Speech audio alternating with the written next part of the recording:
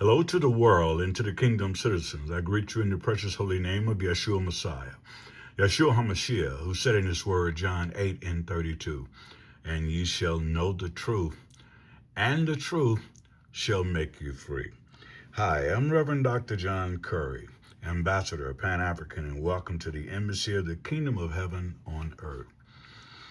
I have a word for you that's a Caucasian is now speaking about, and I am grateful to the fact that we still have some Caucasians that really want to tell the truth about what is going on with them in whiteness. So let us take a peek at this clip, and I hope it bless you, and I hope you're ready to receive it.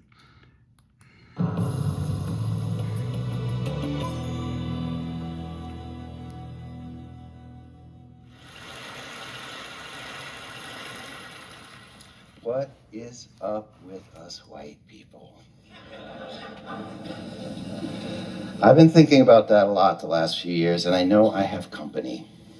Look, I get it. People of color have been asking that question for centuries. But I think a growing number of white folks are too, given what's been going on out there in our country. And notice I said, what's up with us white people? Because right now, I'm not talking about those white people. The ones with the swastikas and the hoods and the tiki torches. They are a problem and a threat. They perpetrate most of the terrorism in our country, as you all in Charlottesville know better than most. But I'm talking about something bigger, more pervasive. I'm talking about all of us, white folks writ large. And maybe especially people sort of like me, self-described, progressive, don't want to be racist, good white people. Right? Any good white people in the room? I was raised to be that sort of person. I was a little kid in the 60s and 70s, and to give you some sense of my parents, actual public opinion polls at the time showed that only a small minority, about 20% of white Americans, approved and supported Martin Luther King and his work with the civil rights movement while Dr. King was still alive. I'm proud to say my parents were in that group. Race got talked about in our house. And when the shows that dealt with race would come on the television, they would sit us kids down, made sure we watched. The Sidney Poitier movies, Roots. The message was loud and clear, and I got it. Racism is wrong. Racists are bad people. At the same time, we lived in a very white place in Minnesota, and I'll just speak for myself. I think that allowed me to believe that those white racists on the TV screen were being beamed in from some other place. It wasn't about us, really. I did not feel implicated. Now I would say I'm still in recovery from that early impression. I got into journalism in part because I cared about things like equality, justice. For a long time, racism was just such a puzzle to me. Why is it still with us when it's so clearly wrong? Why such a persistent force? Maybe I was puzzled because I wasn't yet looking in the right place or asking the right questions. Have you noticed that when people in our mostly white media report on what they consider to be racial issues, what we consider to be racial issues, what that usually means is that we're pointing our cameras and our microphones and our gaze at people of color, asking questions like, how are Black folks or Native Americans, Latino or Asian Americans, how are they doing in a given community or with respect to some issue, the economy, education? I've done my share of that kind of journalism over many years.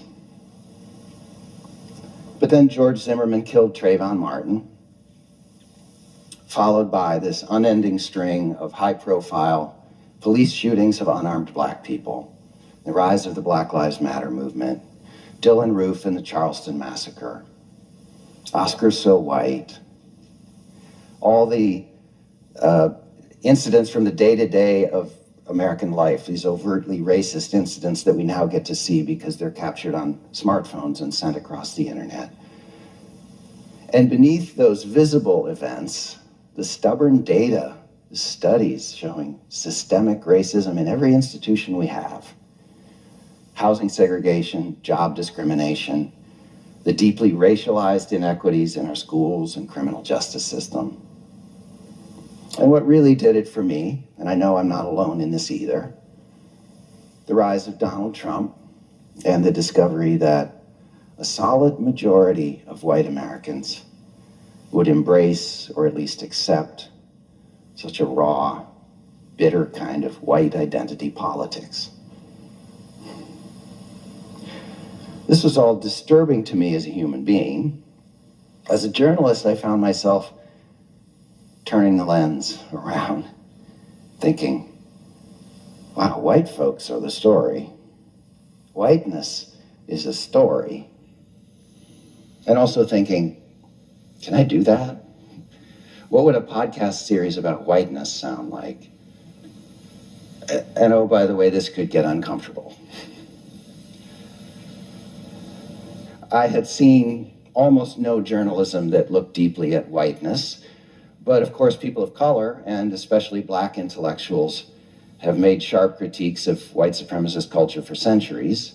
And I knew that in the last 2 or 3 decades, scholars had done interesting work looking at race through the frame of whiteness, what it is, how we got it, how it works in the world. I started reading.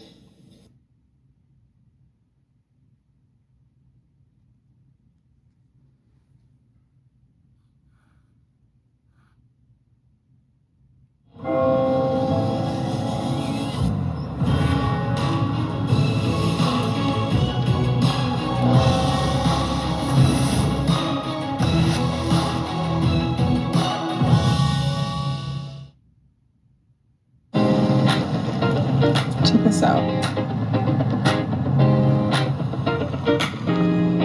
That's gas. Actually, it's electric. Get an all-electric vehicle that gets you noticed.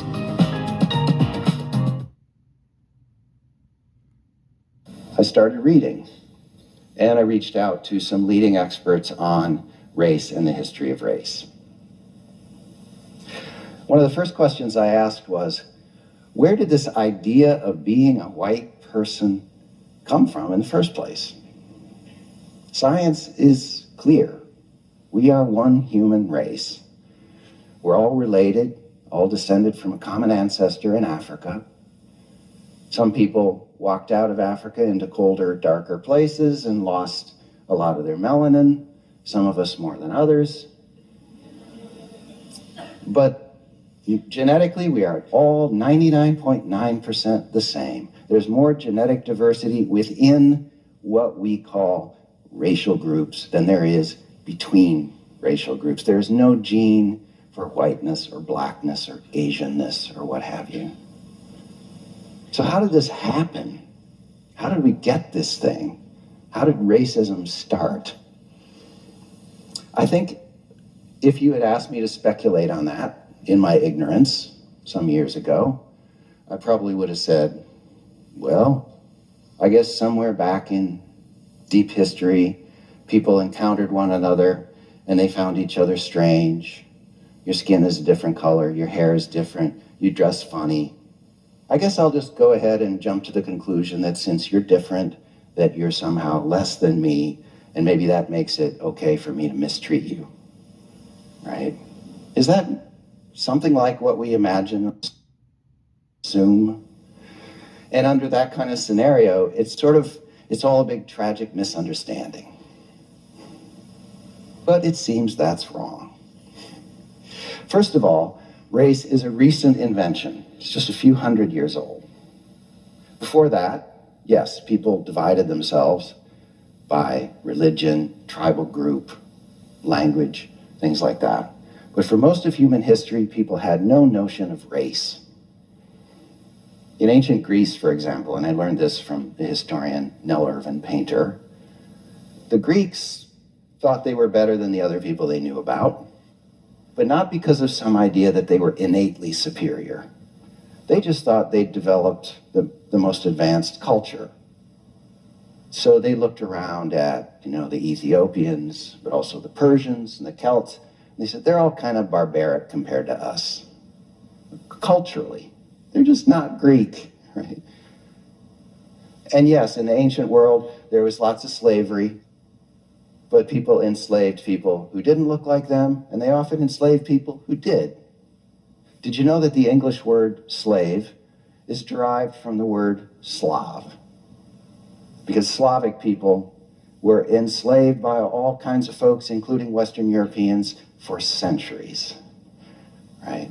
Slavery wasn't about race either, because no one had thought up race yet.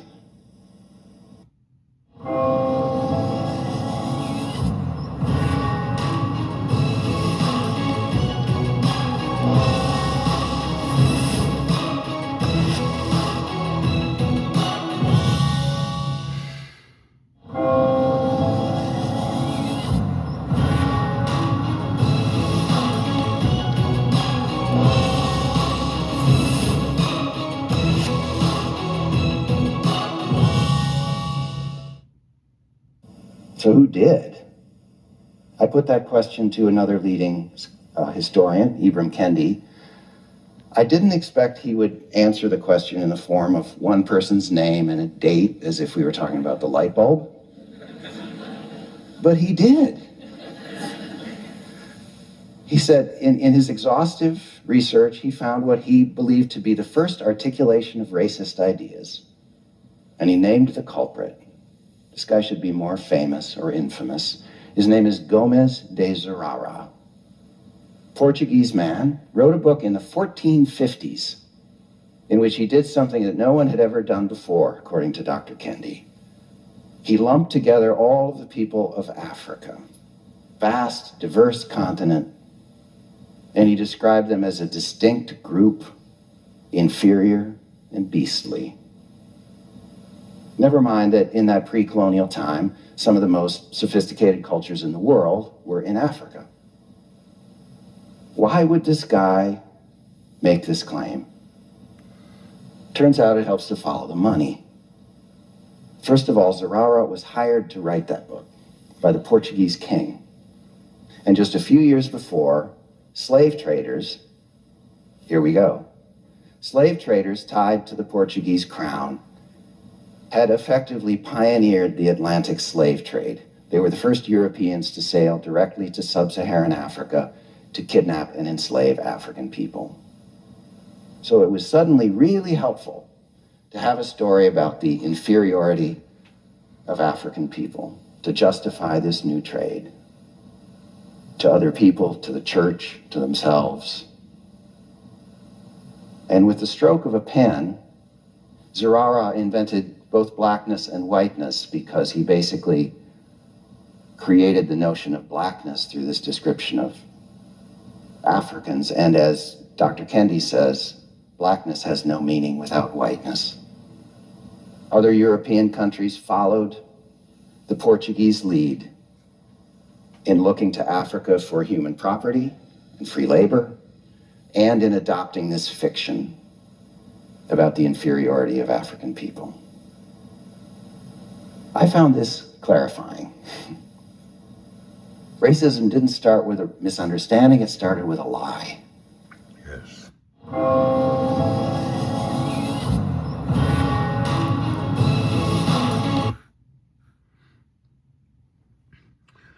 And that is absolutely correct. It started with a lie, but the sad problem is the lie is still being told.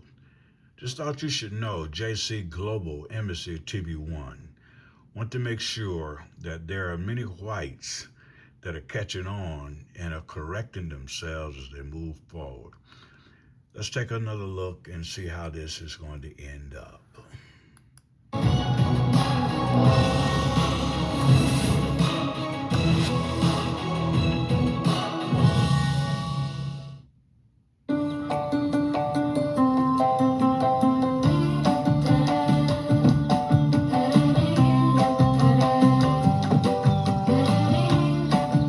Get an all-electric vehicle that gets all of you. Meanwhile, over here in colonial America, the people now calling themselves white got busy taking these racist ideas and turning them into law. Laws that stripped all human rights from the people they were calling black and locking them into our particularly vicious brand of chattel slavery. And laws that gave even the poorest white people benefits. Not big benefits in material terms, but the right to not be enslaved for life, the right to not have your loved ones torn from your arms and sold, and sometimes real goodies, the handouts of free land to white places like Virginia, to white people only, started long before the American Revolution and continued long after. Now, I can imagine there would be people listening to me, if they're still listening, who might be thinking, oh, come on, this is all ancient history. Why does this matter? Things have changed. Can't we just get over it and move on? Right? But I would argue, for me, certainly, learning this history has brought a real shift in the way that I understand racism today. To review, 2 quick takeaways from what I've said so far. 1, race is not a thing biologically. It's a story some people decided to tell. And 2, people told that story to justify the brutal exploitation of other human beings for profit. I didn't learn those 2 facts in school. I suspect most of us didn't. If you did, you had a special teacher, right? But once they sink in, for one thing, it becomes clear that racism is not mainly a problem of attitudes, of individual bigotry. No, it's a tool. It's a tool to divide us and to prop up systems, economic, political, and social systems that advantage some people and disadvantage others. And it's a tool to convince a lot of white folks who may or may not be getting a great deal out of our highly stratified society to support the status quo. Could be worse, at least I'm white. Once I grasped the origins of racism, I stopped being mystified by the fact that it's still with us. I guess, looking back, I thought about racism as being sort of like the flat earth, just bad, outdated thinking that would fade away on its own before long. But now this tool of whiteness is still doing the job it was invented to do. Powerful people go to work every day leveraging and reinforcing this old weapon in the halls of power, in some broadcast studios we could mention. And we don't need to fuss over whether these people believe what they're saying, whether they're really racist. That's not what it's about. It's about pocketbooks and power.